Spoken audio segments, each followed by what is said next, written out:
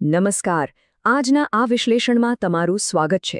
ચાલો સીધી જ વાત કરીએ ગુજરાતમાં રાસાયણિક ખાતરના ભાવમાં થયેલા અચાનક અને તોતિંગ વધારાની. આ કોઈ નાની વાત નથી.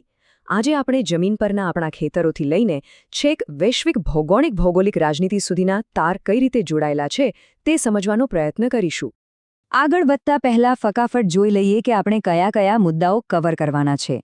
ચૂંટણી પછીનો મોંઘવારીનો આંચકો, ખાતરના ભાવમાં થયેલો તોતિંગ વધારો, આંતરરાષ્ટ્રીય સ્તરે યુદ્ધ અને અછતની સ્થિતિ, ખેડૂતો અને પાક પર તેની સીધી અસર અને અંતે આના પર થઈ રહેલી રાજકીય નિવેદનબાજી. ચાલો જમીની હકીકતથી શરૂઆત કરીએ. તો સૌથી પહેલા વાત કરીએ આ અચાનક આવેલા આર્થિક બોજની.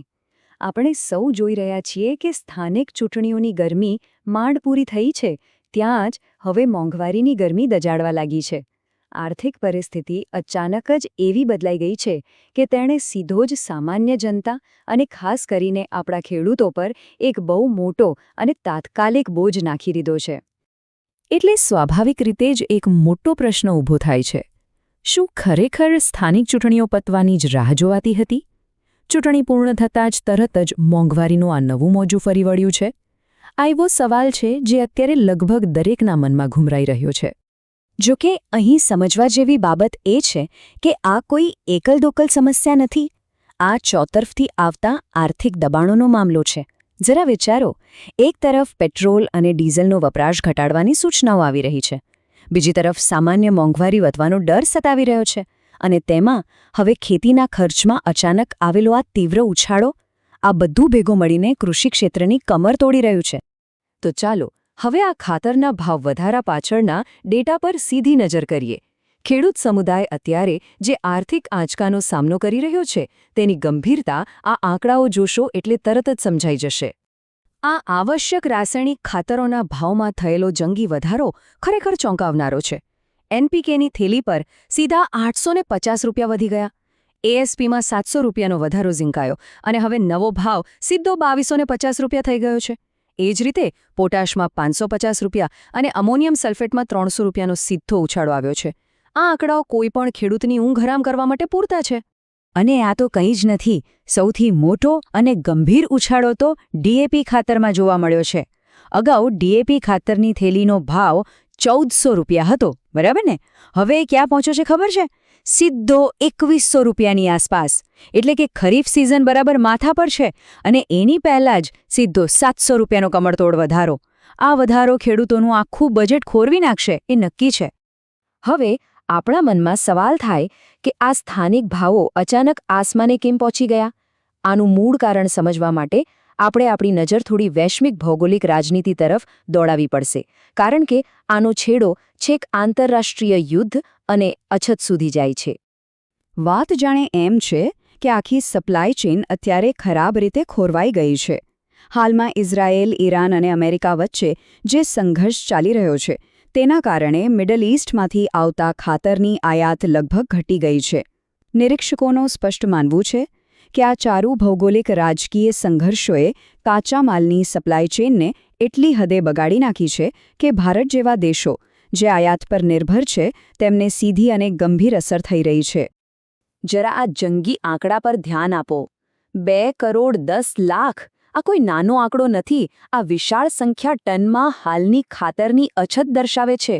થોડી ગણતરી કરીએ તો આગામી 2026ની ખરીફ સિઝનમાં 3,90,00,000 ટન ખાતરની જરૂરિયાત ઊભી થવાની છે. પણ આપણી પાસે સ્ટોકમાં છે માત્ર 1,80,00,000 ટન. હવે તમે જ કહો, 2,10,00,000 ટનની આટલી મોટી ખાઈ કઈ રીતે પૂરાશે? આ ખરેખર એક બહુ જ મોટો પડકાર છે. હવે આ બધી વૈશ્વિક કટોકટી અને આંકડાઓની માયાજાળ જમીન પર વાસ્તવમાં કેવી અસર કરે છે તે સમજીએ. એટલે કે આપણા ખેડૂતો અને તેમના પાક પર આની સીધી અસર શું થશે? સ્પષ્ટ વાત છે કે આ પરિસ્થિતિ ખેડૂતોની આજીવિકા માટે એક બહુ જ મોટો ખતરો બની ગઈ છે. અહીં આંકડાઓ જે ચિત્ર રજૂ કરી રહ્યા છે તે અત્યંત ડરાવણું છે. જો આ ઊંચા ખર્ચને કારણે ખેડૂતોએ મજબૂરીમાં ખાતરનો ઉપયોગ ઘટાડવો પડે તો નિષ્ણાતો માને છે કે કુલ પાક ઉત્પાદનમાં 10થી 15% જેટલો ઘટાડો થઈ શકે છે. 15% ઘટાડો! આ માત્ર ખેડૂતોના ખિસ્સા પર જ નહીં, પરંતુ સમગ્ર દેશની ખાદ્ય સુરક્ષા પર એક મોટો અને વિનાશક ફટકો છે. અને આખી સાંકળ કઈ રીતે કામ કરે છે તે જુઓ. આખી એક દેવાની જાળ રચાઈ રહી છે. પહેલેથી જ બિયારણ અને ડીઝલનો ખર્ચ ઊંચો છે. એમાં ઉમેરાયા ખાતરના આ નવા આસમાની ભાવો. હવે મોંઘું પડે એટલે ખેડૂત ખાતર ઓછું વાપરે. પરિણામે પાકનું ઉત્પાદન ઘટે અને તેની સામે પૂરતા ટેકાના ભાવ તો મળતા નથી.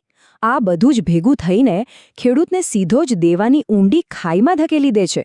અને હા, ઉપરથી સંગ્રહખોરી અને કાળાબજારીની સમસ્યા તો આ આગમાં ઘી હોમવાનું કામ કરે છે. હવે જ્યારે આટલો મોટો અને ગંભીર આર્થિક મુદ્દો હોય તો સ્વાભાવિક છે કે રાજકીય ગરમાવો પણ જોવા મળશે જ. ચાલો જોઈએ કે આ પરિસ્થિતિના કારણે કેવી પ્રાદેશિક રાજકીય પ્રતિક્રિયાઓ અને ચર્ચાઓ સામે આવી છે. આપણે આ પ્રતિક્રિયાઓને બિલકુલ નિષ્પક્ષ રીતે સમજવાનો પ્રયાસ કરીશું. ઉદાહરણ તરીકે, આમ આદમી પાર્ટીના નેતા પ્રવીણ રામે આ કટોકટી અંગે એક આકરું નિવેદન આપ્યું છે. તેમનો દાવો છે કે સત્તાધારી પક્ષે ચૂંટણી પત્યા પછીના આ સમયગાળાનો લાભ લઈને હિન્દુ ખેડૂતો પર એક ₹700નો આર્થિક દંડ ફટકાર્યો છે. જુઓ, અહીં આપણે સ્પષ્ટ કરી દઈએ કે આપણું કામ માત્ર સ્ત્રોતોમાં દર્શાવેલ અલગ અલગ નિવેદનોને રજૂ કરવાનું છે. આપણે કોઈ પણ રાજકીય પક્ષ લેવાનો નથી. પણ આનાથી એ સમજાય છે કે મામલો કેટલો ગરમાયો છે. તેની સામે પત્રકારત્વનો દૃષ્ટિકોણ એક બહુ જ અલગ અને સંતુલિત વાત રજૂ કરે છે. પત્રકારો અને વિશ્લેષકોનું માનવું છે કે ખેડૂત એ માત્ર ખેડૂત છે. તેનો કોઈ ધર્મ કે સમાજ સાથે સીધો સંબંધ હોતો નથી. આ આખી આર્થિક બાબતને ધર્મ સાથે જોડવી એ ક્યાંક ને ક્યાંક ભાગલાવાદી છે. કારણ કે ખેતીની જરૂરિયાતો હોય કે આ આર્થિક બોજ, તે કોઈપણ ભેદભાવ વિના દરેક ખેડૂત માટે સમાન જ રહેવાના છે.